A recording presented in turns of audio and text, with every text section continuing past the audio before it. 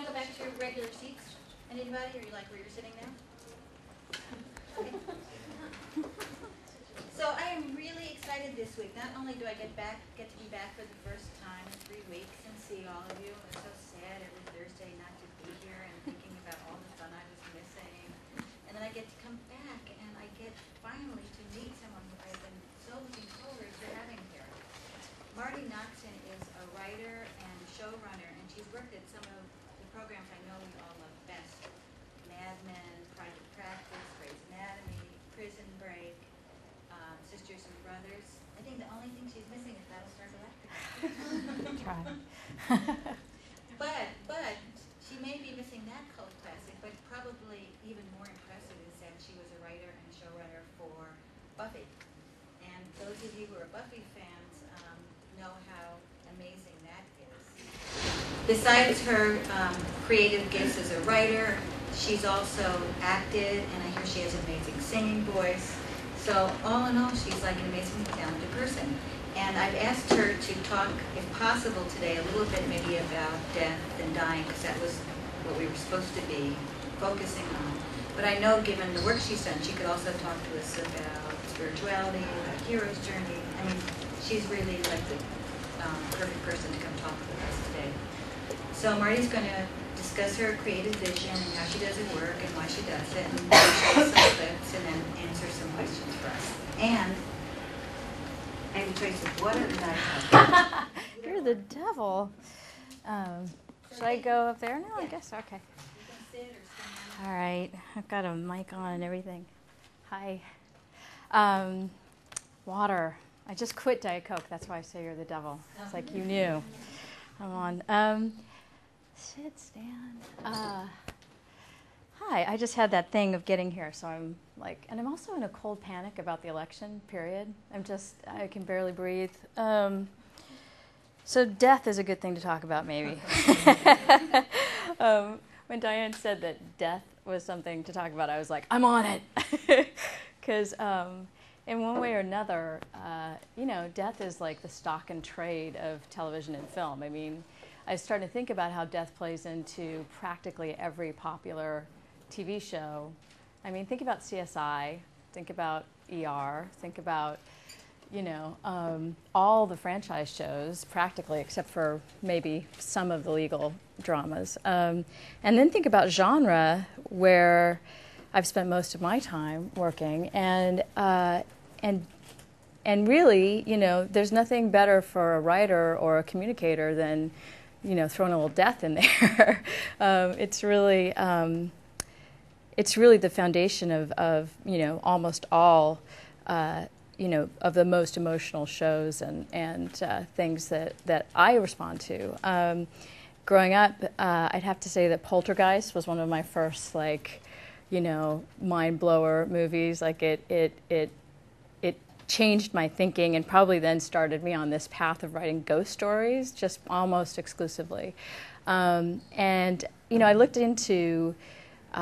For this class, I looked into sort of some of the reasons, for instance, that we love to watch horror movies. Why do people respond so much to watching people get violently and gorily, killed, dismembered, beheaded? And why do I respond to it? Like, as a fairly peace-loving person, what is it in my nature that draws me to want to write about? I mean, one of the shows I'm working on right now is a series about a girl who is seemingly abducted into, by a gang member in LA, and it turns out that they're actually, using a cult and voodoo, and the show's really dark, and people, set themselves on fire, and people are beheaded, and I'm like, what is it in me that wants to go here, And I looked into, because generally, I've never killed anybody that I know of.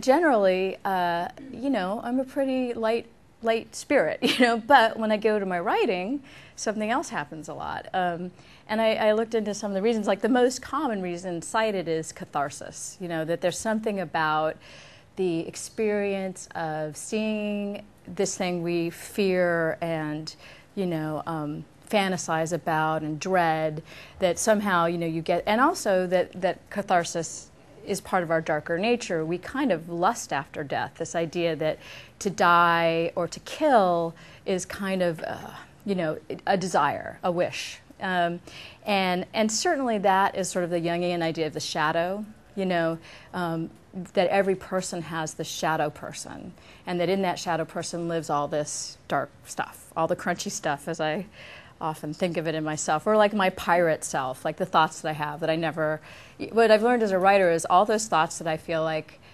are unpermissible, shouldn't be spoken, actually are the best drama. Almost every time I think, oh, I shouldn't tell that to somebody, it's a plot. It's a story. And all these things have shown up in my work, as well as the people whose work I admire. So the idea that watching death is kind of an unexpressed wish, we would love to kill, we would love to experience that. And then on a spiritual side, for me, I think profoundly in my work has been the idea that death is the ultimate unknown. It's the ultimate tourist destination. You go, you're never coming back, but you're going to be the only person who's been there. In the sense that we have this idea that we'll transcend. Like somehow we'll go there, we'll die, but we'll still be around. We'll still have consciousness. We'll still be able to tackle it or conquer it. And so that's the other part of the catharsis experience, which is you go, you watch people die, but then you walk out and you're okay. You survive. And somehow that gives us the illusion that, we did it. We died. We watched all these people die. We had all this blood on our hands. But here we are. We're fine a couple hours later. I think for me, the biggest theme in my work has been that I wish that I believed in the afterlife. I wish that I believed that there was a God who, rewarded people for being, better people. But I don't believe that, but the child in me in particular, I think, really longs for the idea that there's something after, that death is just a gateway to something else. And genre fiction in particular is rife with this. I mean, it's one of the central themes of genre stuff. I mean, vampire stories aren't just about the sexuality of it, which is a big part of it. I mean, obviously, the forbidden, the taste of the forbidden. But the other part of it is that vampire is offering eternal life, which for people who fear death is, all of us. I don't know many people who are like, yeah, death. But for most people, it's almost better than sex, the idea that, now I'm around forever. And then on the other side, there's the idea that death is redeeming, that somehow on the other side you learn something, that somehow you are transformed, your sins are burnt away, or that you can go and help people, that becoming a ghost is your opportunity to go right wrongs or scare people, I don't know, or go boo. And if you look at, I was thinking about Buffy today, and I have an episode that I was going to show since it's almost Halloween, and it's super Halloween-y. But I was thinking about Buffy, and Buffy really, really did the spectrum in terms of the ways of looking and seeing death, ways of looking at and seeing death. On the one hand, you have vampires who don't have to deal with it. If only the only thing they have to deal with is the fact that they are not going to die, and that is a curse of its own. The idea of the spiritual dilemma of being immortal was a big part of Buffy, because on the other side of death in genre fiction is the idea that if you don't die, what is life's meaning? That somehow having a clock, it's like in drama, one of the great devices is the ticking clock. And life has a ticking clock. We don't know when, the bomb's going to go off, but we know, time is limited. And that gives everything a sense of urgency, a sense of impermanence, a sense of, wonder, because this may be the last time. But if you take that away, what happens to people? And that's a big part of Buffy, which was the essential nature of death, how that gives you vitality. And then, on the other hand, we sort of treated death like, not such a big deal. You die, you come back. Like Buffy died, I don't know how, she died like once every other season, she made a habit out of it, but in Buffy, like death, we treated sort of like a reversible condition. You get it, but you might come back. And so that was very reassuring. Interestingly, Joss Whedon's mom died when he was a teenager. And that I think really expressed itself in the show, in this idea that death could be impermanable, not permanent, and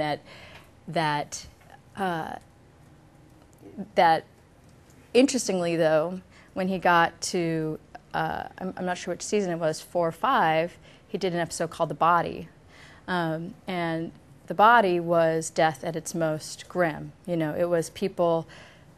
It was Buffy's mom died, and he did the show entirely without sound, music. It was just felt like real time. It was an hour of drama, pretty much from start to finish, without any flourish, and it was really grim and really scary. And she was really dead, and the horror and the drama came in that show from the fact that it was so real, and especially in a show like Buffy, where usually the monsters are a little cheesy looking, and so that episode, for that episode, the horror was there's no coming back from this. And interestingly, I directed and wrote an episode where they had the opportunity to bring the mom character back, and they realized that if they did, she'd be sort of a monster, and decided in the last moments not to do it because they didn't know what was going to walk through the door. So another theme that I find coming up in my work a lot around spirituality, and I think sometimes in relation to death, is the idea that the mother character is sort of God. That for me, the first relationship we have when we are children is mother, and it's an essential life-giving, literally life-giving relationship. And whether we realize it or not, after that relationship is severed, after that tie is gone, there's this quest, to find that same feeling of being in grace, being in the light of total love. And what I found to be really interesting in Buffy was, as much as we played around with the idea of death, once the mom was dead, she was dead, and then the character had to mature and find her own sort of inner sense of self. And that's just in Buffy. But again, vampire shows, Battlestar, a lot of shows, genre gives you a lot of permission to go deeper than you might be able to go on these topics in some ways, because you have this beautiful trick of metaphor, that the monster is externalized in a way, that the thing that you fear can be sort of not quite as on the nose as let's write a whole show about what it feels like to, lose your higher power, Then I worked on Grey's Anatomy for a while, where everything was weirdly more literal in a way. But the funny thing about Grey's Anatomy is, as soon as I was actually working on the show, I felt like, oh, this is a superhero show. This is a lot like Buffy, because the characters are not real. These people don't act like real people, really. Their powers are beyond human. Every time Derek Shepherd has to go in and do some impossible surgery, he does it. 9 times out of 10, he defeats death. These guys are death defeaters. I just did a little research. I've been reading this book about medicine, and the truth about CPR, for instance, is 99% of the time it doesn't work. Yeah, or 93. It's a crazy statistic. It's 98 or 99% of the time. It only works in very special medical cases. It doesn't work on almost, anybody who dies of cardiac arrest is not going to be revived by CPR. But there's this wonderful TV myth, which is that CPR, you do it and suddenly people go, And again, it's just like the vampire show in a way. It's this myth that we can conquer death, that doctors know better, that lawyers, that cops, that they can conquer the truth about unsolved murders. The truth is that most murders go unsolved, and that that cops mostly don't find the guy. But the shows we watch on TV reassure us that this is a conquerable, thing. That if we relate to those characters, we feel some mastery over death. But what was interesting to me was being on Grey's Anatomy. I thought, well, this feels really familiar. This feels like Buffy, because we've got these superhero characters. Death is vanquished almost all of the time. There's sort of comedy to offset the melodrama, but it's very melodramatic, just like Buffy was. And I felt very comfortable. I felt very at home. And then, within a few weeks of my being there, Shonda Rhimes, who created the series, came to me and said, "We're going to kill Meredith Grey." And I was like, what? And she said, we're going to kill her. I wish I had the episode. I looked for it, but I didn't have my clips. But and she said, and I want you to help me write this episode where she dies, but she comes back, and while she's dead, you know, she has this whole like experience with these people. And I was like, oh no, all the people who know what I do are going to be like, Marty Noxon ruined Grey's Anatomy, because here she comes with the genre stuff, and it's going to be a really odd episode, which indeed it was. And then we were faced with that awful classic problem of, okay, now we're in limbo. You know, how cheesy is this going to be? Are people going to be walking around going like, Meredith Grey, I have a lesson for you? And I was worried about it, and lo, it came to pass. But again, you know, I think that in my work, the thing that I love to write about most is the sort of what if of it. You know, I love to fantasize about the fact that maybe there's some kind of lesson in it all. There's some kind of there's, you know, maybe it's why I'm drawn to doing drama in the first place. You get to write the end, and there's a takeaway. But the grown-up in me feels like there's probably not much of a takeaway, you know, when you die. But it's enormously satisfying to think so. And again, it's why this stuff, you know, is so potent. Let's see. I had a couple other thoughts I want to share. The other reasons that people love to watch stuff about death, why it really gets them, is partly for kicks. Literally, it raises your heart rate. It makes you, especially they've noticed in young men who watch horror movies, they get a physical kind of rush from it, and it's just totally biological. It's that hunter-gatherer thing, and which led me to think that part of, I think, and this is really dark, but I think part of what draws me to it is that impulse in me. I mean, everybody's got it. We're hardwired for it. You know, I would like to kill something. I just don't want to pay the consequence. There's certainly a few people on my list, you know, who I think don't deserve to be here. John McCain, George Bush. I'm sorry. That's not appropriate. No, John McCain deserves to be here. He just doesn't deserve to be president. But, you know, people in Hollywood. But the problem with the actual experience is you can't, just like death itself, you can't come back from it, you know. Even if you think that even if you're a sociopath on some level, cellularly, you're changed by killing something, you know. The people that, because of my work, I've studied like the psychology of serial murderers. Serial murderers are a lot like serial cheaters. Once they do it, they go, I'll never do that again. I'll never do that again. And then the itch starts, you know, the craving, almost like you need a big hot fudge sundae, you know, and it hounds them, and they resist and resist and resist, and then there's the, you know, compulsion to do it again. That's in a sociopath. I mean, someone who really doesn't feel. So imagine if you were someone who did it in a moment of passion, you know. All these things are great drama. You know, from the person who doesn't feel, who we wonder about, to the person who does feel, who we can relate to. Like, what if you did it? So I definitely think that part of what we love is we don't just identify with the vanquisher. We identify with the killer. We identify with death itself.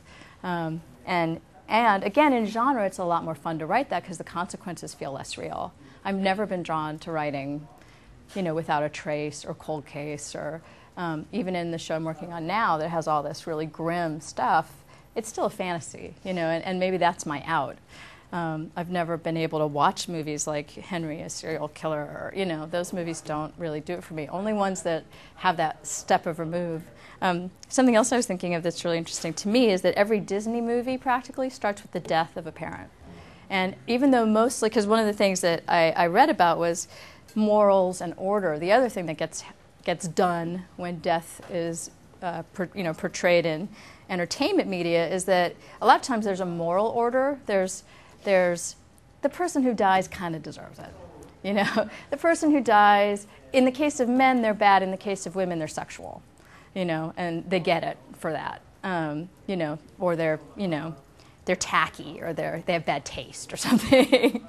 You know, which again was something that Buffy was a rebuttal against. You know, the very idea for Buffy came from the idea that a girl who looks like a floozy walks into a dark alley and then she kills the monster. Because all of our judgments about women and sexuality are embedded in horror, but that's a whole other thing.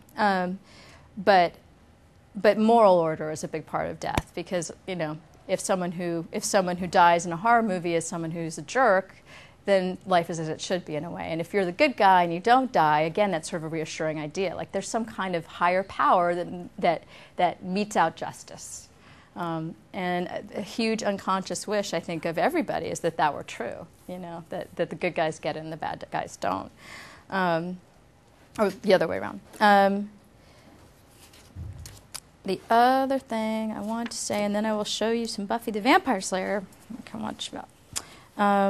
Yeah, and we were talking about Disney. I just love the fact that we are little kids, and the first movies were shown, Mom dies, and like usually the first 15 or 20 minutes, and it's traumatizing. I mean, Nemo, for God's sakes, you know, it's within the first 3 minutes. The eggs are all eaten, and everybody's, you know, it's terrifying. And my children are terrified, and then they go like, again, you know, like, show it again. And I do understand that is for them, it is catharsis. It's two things. It's catharsis, because sometimes they hate you, and they'd really like you to go away. And if there's a fantasy about being an orphan, how great it would be to be an orphan, you know, to be unbound from the rules. And then secondly, there's the other thing, which is, I will survive. You know, kids are really afraid of their moms dying, but I'm sure in the back of their mind they go, well, it's not me. At least it's not me, you know.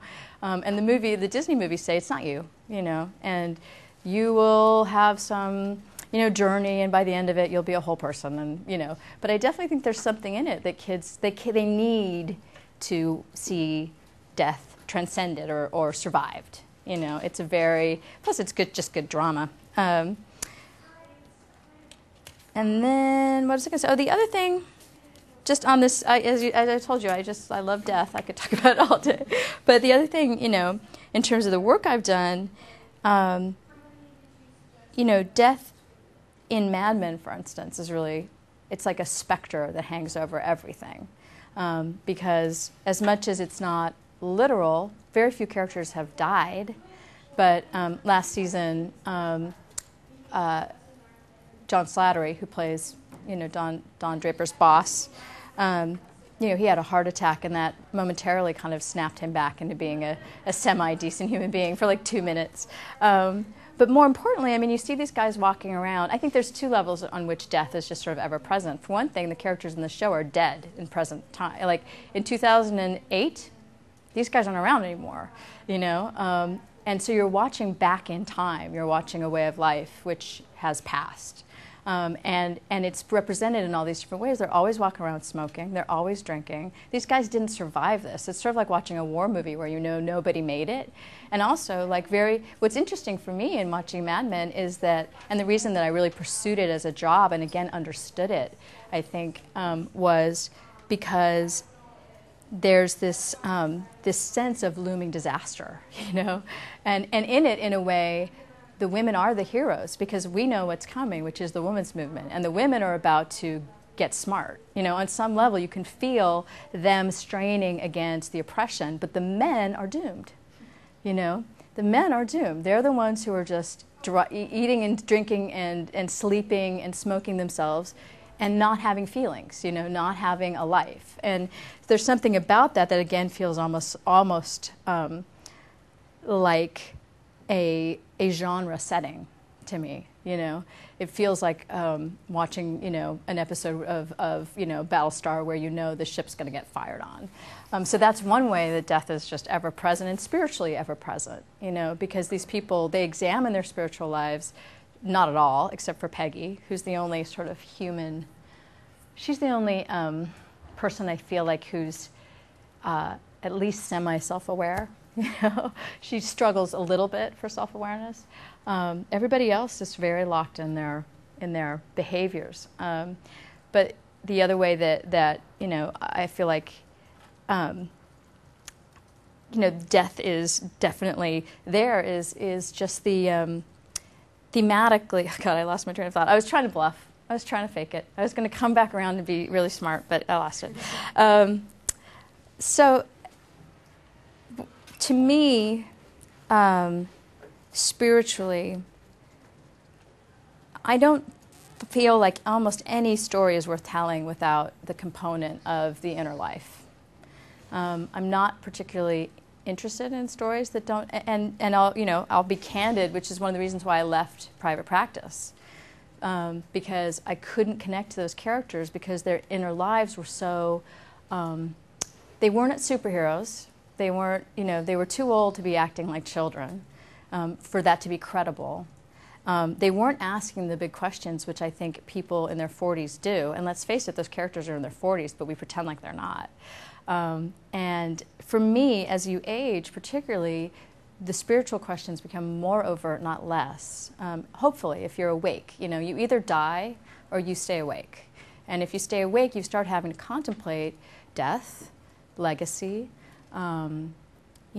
the loss of vitality and how you can stay vital. And a lot of the ways that you stay vital is through art and through emotion, through family, through connection. And if those themes aren't in stories, I just lose it. I'm not interested, So I would say I'm going to show you an episode of Buffy. This sort of goes back to more of the romantic idea of death, more of the everything will work out. But also the oogity boogity version too. It's in here as well. Okay, it's going to take me a second. Okay. Anybody know any good jokes about death? There